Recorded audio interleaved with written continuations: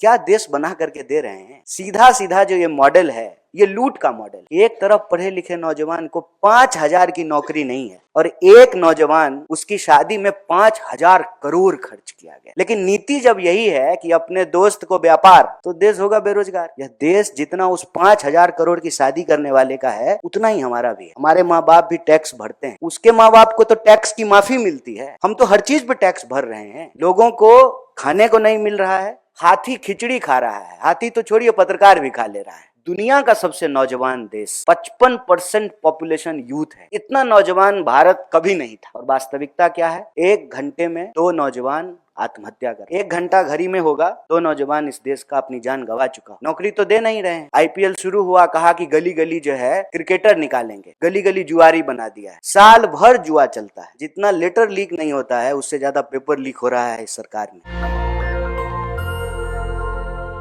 कि युवाओं के इस मुद्दे पर आप लोगों से बातचीत के लिए आपसे रूबरू कराया, इसके लिए उनका शुक्रिया।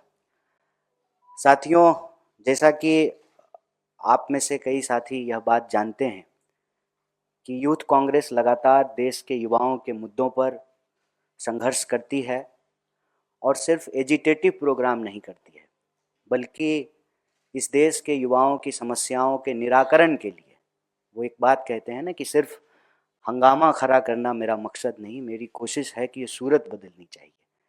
तो युवाओं की सूरत कैसे बदले, उनकी समस्याओं को कैसे एड्रेस किया जाए, उसके लिए कई तरह का रचनात्मक प्रोग्राम भी करती रहती है। इसी के तहत आप में से कई साथियों ने उसको कवर किया होगा। यंग इंडिया के बोल के तहत देश भर के जो है ऐसे नौजवान जो अपने माध्यम से चीज़ों को समझते हैं, उस पर अपना पक्ष रखते हैं, बोलते हैं, उनको अपने साथ जोड़ने के लिए और युवाओं की एक बुलंद आवाज़ उनको बनाने के लिए यूथ कांग्रेस प्रोग्राम करते रहती है। कोविड में भी यूथ कांग्रेस ने बहुत अच्छा काम किया था। तो आज जो इस देश में परिस्थिति है, और मैं ये बात बहुत तकलीफ में कह रहा हूँ, एक राजनीतिक औपचारिकता के तहत नहीं, जो एक वास्तविकता है।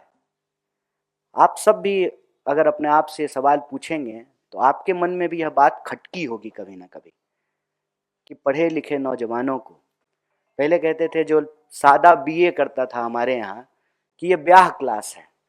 आप बीए पढ़ कर रहे हैं मतलब शादी के लिए पढ़ रहे हैं। शादी में जो बायोडेटा बनेगा उसमें लिखेंगे कि लड़की बीए पास है, लड़का बीए पास है। तो प्रोफेशनल कोर्स करना चाहिए, टेक्निकल कोर्स करना चाहिए। दिन रात लोग जो है पढ़ते थे कि आईआईटी में बस एडमिशन हो जाए। एडमिशन होते ही रिश्ते आने शुरू हो जाते थे। अभी कोर्स कंप्लीट भी नहीं हुआ है, नौकरी पक्की। आज आईआईटी के 50% ग्रेजुएट को नौकरी नहीं मिल रही है। आईआईएम में आपने जो है बहुत सारे पत्रकार साथी हैं यहाँ पे, बस नौकरी हो जाए, अच्छे संस्थान में जो है एडमिशन हुआ, रिजल्ट आया, अच्छे संस्थान का ऑफर लेटर, धीरे धीरे धीरे धीरे रोजगार के सारे अवसर बंद कर दिए गए। और कोई ऐसा दिन नहीं बीतता है जनाब कि इस देश के किसी कोने में किसी न किसी स्टूडेंट की, यूथ की पीठ फट रही हो पुलिस की लाठी से। गलती क्या है? नौकरी मांग रहा है। हालत यह है कि जिस चीज का हमको गर्व होना चाहिए, कहाँ तो तय था चिरागा हर एक घर के लिए, कहाँ चिराग मयस्सर नहीं शहर के लिए। दुनिया का सबसे नौजवान देश, 55% पॉपुलेशन यूथ है। हर 5वां युवक दुनिया का भारतीय है। 25% की आयु को आप देखेंगे, इतना नौजवान भारत कभी नहीं था। मानव सभ्यता के इतिहास में जितना नौजवान आज भारत है, कभी नहीं था। इतनी नौजवान आबादी, पढ़े लिखे लोग, और वास्तविकता क्या है? 1 घंटे में 2 नौजवान आत्महत्या कर रहे हैं।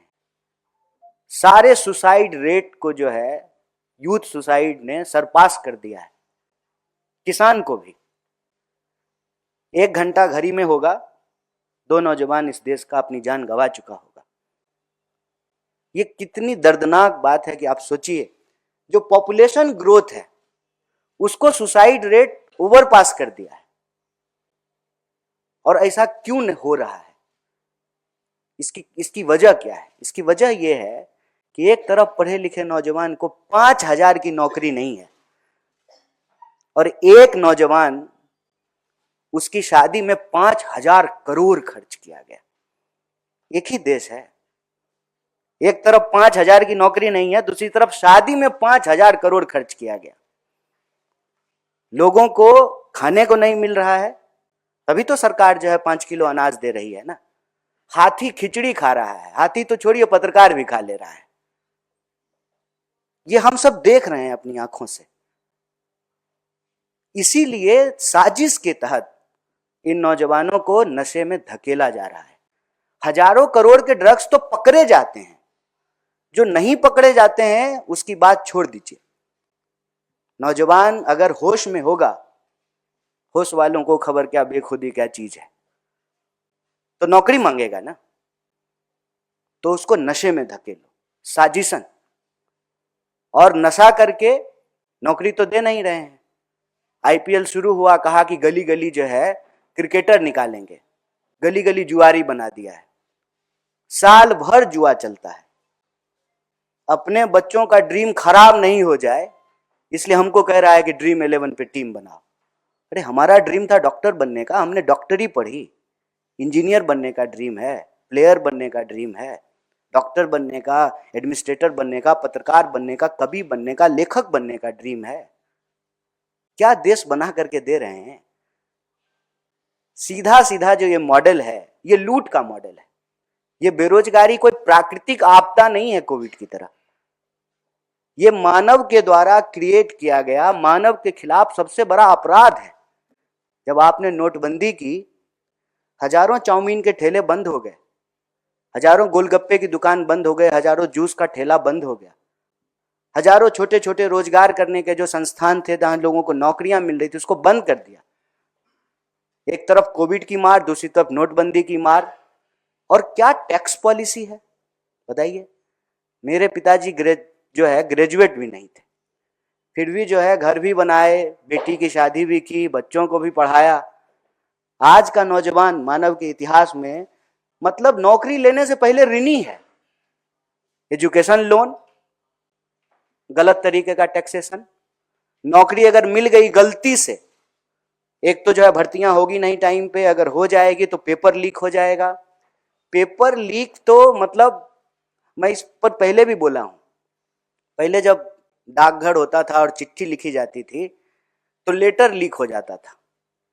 कई बार जो है लोग हाथ डाल करके बॉक्स से निकाल करके चिट्ठी पढ़ लेते थे। नौजवानों का ये बड़ा गजब का इंटरटेनमेंट हुआ करता था, तब तो मीम था नहीं। जितना लेटर लीक नहीं होता है उससे ज्यादा पेपर लीक हो रहा है इस सरकार में। कोई ऐसा एग्जाम नहीं है जिस पर सवाल नहीं उठते हैं। पता नहीं यूपीएससी बेचारी कब तक टिकेगी। वहां भी जो है ये लेटरल एंट्री लेकर के आ गए हैं।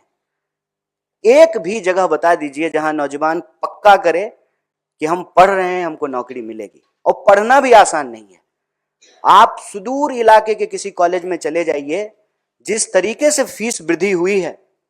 अभी आपने देखा कि अंबेडकर यूनिवर्सिटी में जो है नौजवान अपने ही यूनिवर्सिटी में कैद थे, एक एक कोर्स पे 4-4 लाख 5-5 लाख रुपया ले रहे हैं। जो कोर्स में 5,000 में पढ़ाई हुई करती थी आज 5 लाख में हो रहा है। एडमिशन बहुत मुश्किल से, एडमिशन हो जाएगा तो पक्का है कि पढ़ने के बाद नौकरी नहीं मिलेगी। इसलिए एक नया टर्म चला है। क्या करता है लड़का? लड़का दिल्ली में रहता है, कॉम्पिटिटिव एग्जाम की तैयारी करता है। एग्जाम कहाँ हो रहा है? किए जा रहा है सालों साल कॉम्पिटिटिव एग्जाम की तैयारी। उस बीच में ड्रीम भी पूरा करना है। इसीलिए जो है देखिए मोबाइल पे लोग शेयर खरीद रहे हैं, बेटिंग कर रहे हैं, जुआ खेल रहे हैं, कहीं कुछ तो मिल जाए।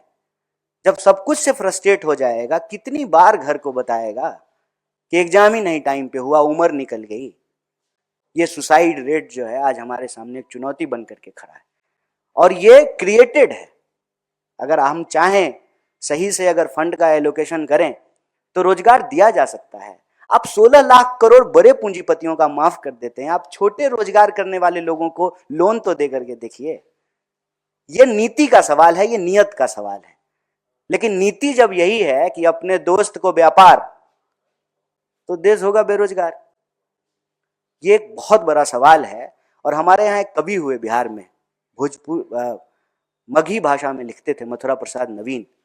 वो कहते थे कि भूख से तरप के मरवा काहे, मरने होते लड़के मरी जा। क्यों सुसाइड करके मरेंगे देश के लोग? यह देश जितना उस 5,000 करोड़ की शादी करने वाले का है, उतना ही हमारा भी है। हमारे माँ बाप भी टैक्स भरते हैं, उसके माँ बाप को तो टैक्स की माफी मिलती है, हम तो हर चीज पे टैक्स भर रहे हैं। तो यह देश हमारा है। मैं इस देश के नौजवानों से अपील करता हूं कि आप जान मत गवाइए, अपनी जान भी बचाइए। और इस उम्र में बिना इश्क का कुछ होता नहीं है। जिधर जाते हैं सब उधर जाना अच्छा नहीं लगता, मुझे पामाल रस्तों का नजर पर चलना अच्छा नहीं लगता। तरफ के नहीं मरना है दोस्त। आप जो कर सकते हैं कीजिए। यूथ कांग्रेस खुले दिल से आपको आपकी योग्यता के हिसाब से अपने साथ जोड़ने के लिए प्रतिबद्ध है। आप बोल सकते हैं तो बोलिए, लिख सकते हैं तो लिखिए, प्रदर्शनों में शामिल हो सकते हैं तो शामिल होइए, और कुछ नहीं कर सकते हैं तो अपने आसपास के लोगों को समझाइए। इस देश को बचाने की मुहिम में, युवा शक्ति को बचाने की इस मुहिम में, और यह जो हमारी मांग है, नशा नहीं नौकरी दो, इसके साथ जुड़िए। और हमारे क्रांतिकारी साथी, जोशीले साथी, इनके नेतृत्व में यूथ कांग्रेस आपको आमंत्रित करती है कि आप अपनी कैपेसिटी में, अपनी योग्यता में, अपनी क्षमता में हमारी इस मुहिम से जुड़िए। और देश तरक्की तभी करेगा जब देश के लोग तरक्की करेंगे। सबसे नौजवान देश है भारत, 55% पॉपुलेशन है नौजवान। वो तरक्की करेगा तभी देश तरक्की करेगी। तो तरक्की की इस राह में और अपने हक की इस आवाज़ में आप आवाज़ बनिए और हमारी इस मुहिम के साथ जुड़िए। आप सब लोगों ने बड़े धैर्य से हमारी बात को सुना। आप सभी साथियों का बहुत बहुत शुक्रिया। और एक पत्रकार के बारे में जो हमने बात की है, मैं आपके बिरादरी के बारे में नहीं बोल रहा हूँ, यह मेरी व्यथा है। ये इस देश के एक आम नौजवान का दर्द है। जब वो सीन देखता है तो उसको तकलीफ होता है कि हमारे देश के साथ क्या हो रहा है। तो आप इसको अदरवाइज नहीं लीजिएगा। मेरी बात से अगर किसी को तकलीफ हुई हो तो मैं क्षमा प्रार्थी हूँ।